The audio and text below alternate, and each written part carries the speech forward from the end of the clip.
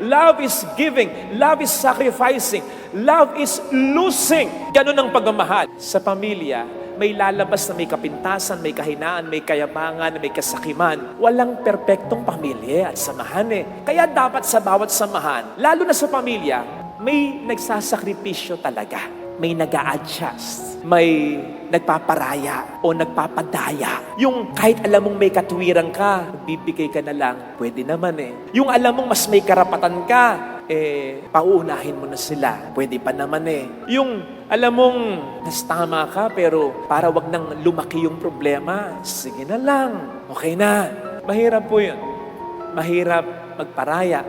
Mahirap magpadaya. Pero kakayanin natin. Kapag may pagmamahal, pag-ibig sa puso natin. Pag-ibig, hindi sa sarili, kundi sa pamilya. Pag-ibig na palabas at hindi papasok.